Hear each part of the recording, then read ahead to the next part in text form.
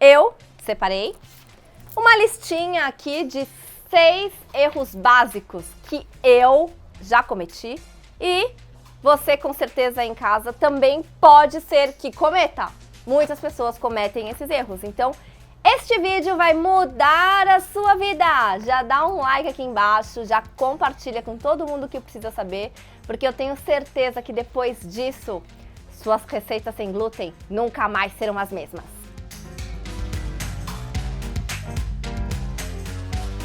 Vamos à minha listinha. Erros básicos que cometemos numa cozinha sem glúten quando eu falo assim, ah, meu Deus, me descobri celíaca. E agora? Primeira delas, substituir 100%. Eu adoro essa, gente. É minha preferida, juro por Deus. Eu tenho uma história ótima para contar minha em relação a isso. Substituir 100% da farinha de trigo por quê? Outra farinha. Ah, meu Deus, o que temos? Farinha de quinoa. Pensa. Eu, quando descobri a farinha de quinoa e vi, 16 aminoácidos essenciais, super completa, super rica, super isso, super aquilo, falei, o que eu vou fazer com a receita de esfirra da vovó? Vovó Olga, o que eu vou fazer com ela? Substituir a farinha de trigo pela farinha de quinoa. E, gente, sério, eu poderia matar alguém com o resultado final. Eu poderia morrer mesmo, tipo, engasgada no amargo que ficou. Porque a farinha de quinoa, nenhuma outra farinha consegue substituir 100% a farinha de trigo. A não ser, assim, em casos muito esporádicos. Eu vou fazer um bolo de fécula. Gente, o bolo de fécula, teoricamente, já é um bolo de fécula, né? Então, ok, já é 100% fécula, não tem muito o que inventar a roda, né? Mas quando você pega uma receita tradicionalmente, tipo farinha de trigo, e quer substituir, você não consegue fazer 100% a substituição. A farinha de trigo, ela é o quê? Esponja de aço. E você me pergunta, Renata, que isso? Vou explicar melhor. A farinha de trigo, dependendo da quantidade de umidade, a combinação em porcentagem de ingredientes, gordura, ação mecânica, mais, menos ação mecânica, modo de preparo, você consegue resultados muito, muito diferentes. Ela é realmente uma esponja de aço. Agora, a farinha de arroz não é. A farinha de quinoa, então, gente, a farinha de quinoa tem zero elasticidade, Brasil, zero. Fora que ela tem um sabor muito residual, amargo. Então, a receita não vai dar liga, a receita vai ficar com sabor que vai ficar impossível de você consumir.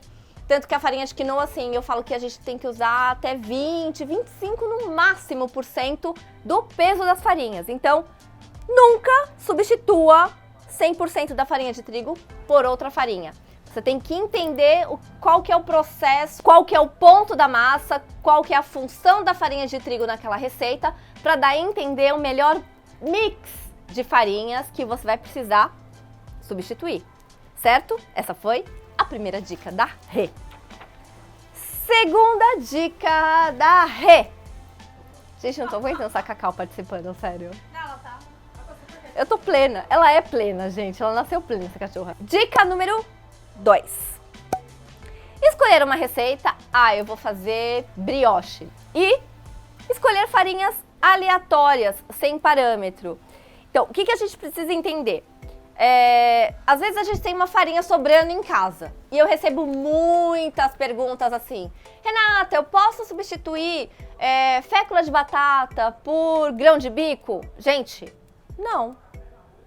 A fécula de batata, ela tem um pouquinho de liga e ela dá uma leveza na massa. Já o grão de bico tem zero liga e zero leveza, muito pelo contrário. A fécula de batata, ela tem um sabor neutro, o grão de bico não. Então, o peso, a fécula de batata é uma farinha leve. A farinha de grão de bico, não, ela é uma farinha pesada. Então, se você substituir a fécula de batata pela farinha de grão de bico, e assim, sempre que a gente substitui uma farinha, a gente tem uma receita nova, sempre. Isso é padrão. Porque elas, por mais que sejam parecidas, tá? A fécula de batata é parecida com a fécula de araruta. mas no final ela vai dar um pouquinho de diferença no resultado. Então a gente tem uma nova receita, nunca vai ser igual. Então a gente tem que conhecer quais são as funções e os grupos de farinhas para conseguir fazer as substituições certas. Dica número 3, excluir um ingrediente e não colocar nada no lugar. Gente, eu adoro essa também. Adoro todas, né? Mas essa é um outro questionamento que eu recebo muito. Renata, eu posso fazer sem açúcar, tirar o açúcar? Renata, eu posso tirar a farinha de grão de bico porque eu não gosto? Eu posso tirar o ovo? Eu posso tirar o óleo de coco? Enfim, gente, não, ok? Não é simplesmente tirar, não é que você não pode, você pode, mas você deve substituir. Por quê? Você tem que entender que todos os ingredientes estão ali, panificação e confeitaria principalmente, que é uma alquimia, é equação matemática, é equilíbrio, proporção de receitas, de ingredientes. Então você tem que entender, se o açúcar está ali, ele não é só para adoçar a receita, ele também é um corpo, ele tem um peso na massa. Então, se você tira o açúcar, você tira um peso na massa. Se você tira o ovo, por que que o ovo está ali? O ovo da massa, ele está ali por alguma razão. Talvez para dar umidade, para dar leveza, talvez assim, temos só a clara, que vai ajudar também agente de crescimento, a gema vai ser uma gordura, então a gente precisa entender o que aquele ovo está fazendo ali, Brasil, entendeu? E aí a gente fala, vamos substituir. Dica número 4. Aí você entendeu que para fazer uma receita sem glúten, você tem que ter um mix de farinhas. Você não pode substituir 100% por uma outra farinha.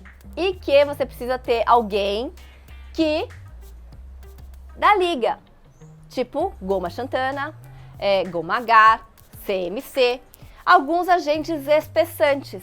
E você ou não usa esse ingrediente, ou você usa em excesso. E eu não sei se vocês já tiveram a oportunidade, mas façam o teste em casa. Pegar um pouquinho desses agentes, misturar um pouquinho de água e fazer uma melequinha assim na mão, ó. Vai ficar uma cola. Ele tá ali para ajudar a dar liga, porque o glúten, ele faz esse papel de elasticidade, né, na massa. E se a gente tira a farinha de trigo, não temos nada que faça esse papel 100%. Temos um mix de farinha que vai ter um pouco de elasticidade, mas não o suficiente. Precisamos da goma. E aí você, simplesmente ou não usa, porque, né, tem sensibilidade ao sabor, ou resolveu fazer sem, ou usa em excesso. E aí a sua receita também vai dar errado. Então, a goma precisa ser na medida exata. Dica número 5. Medidas exatas. Um erro, adoro esse. Gente, sério, eu adoro todos os erros, porque eles são muito, assim, parecem muito óbvios, mas não são. As pessoas, quando vão fazer uma receita, e eu sempre falo, o melhor é você ter uma balança em casa. Mas eu sei que às vezes não é todo mundo que tem essa possibilidade de ter uma balança, e aí a pessoa tem, jogos medidores, tá? Temos esse, meu fouet rolou, enfim. E aí a pessoa resolve falar assim, tá, esse daqui eu vou medir os líquidos, esse daqui eu vou medir os secos, tipo farinhas, esse daqui eu vou medir os outros secos, enfim. Ela resolve fazer a receita medindo cada ingrediente com um medidor. Só que, por exemplo, esses dois não são iguais. Eles dizem uma xícara, e aqui também, 1 cup, que é uma xícara em inglês.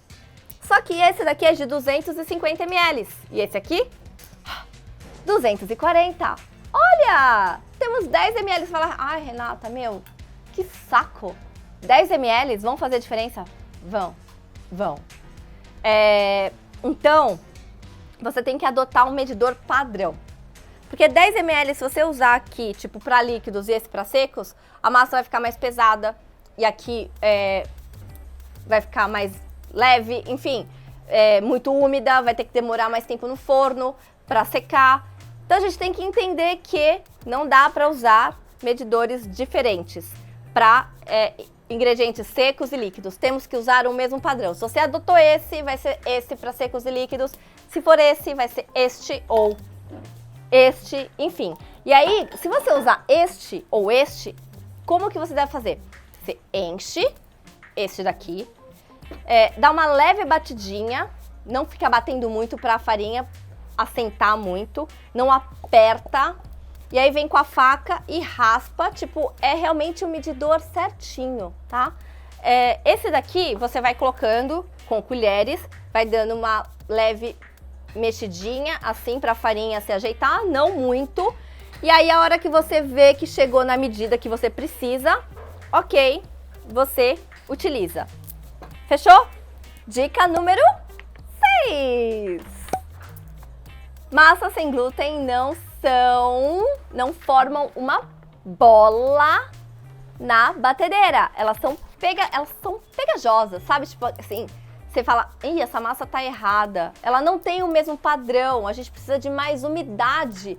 Então, usar a mesma umidade de uma receita com trigo para uma receita sem glúten, não dá certo.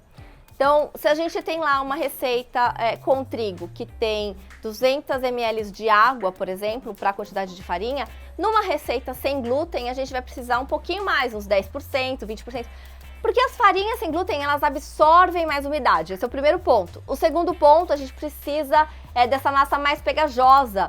E as pessoas, às vezes, ficam batendo mais a massa, ou falam assim, ah, não, essa massa ficou muito pegajosa, vou colocar menos água para ficar no mesmo ponto que ficaria uma farinha, uma receita com trigo, só que aí no final é o resultado de um produto duro, né? Ele vai ficar duro, ele vai ficar pesado. A gente precisa de um pouco mais de umidade numa receita sem glúten. Então, que fique claro que receitas sem glúten precisam de mais umidade, ok? E se você gostou deste conteúdo, acha importante alguém receber essa informação que foi dada com muito amor, compartilhe esse vídeo com aquele amigo que não sabe cozinhar, mas você acha que ele precisa aprender, ou com alguém que vive errando e reclamando na cozinha, gastando dinheiros e dinheiros em farinhas e não conseguindo um resultado satisfatório. É isso!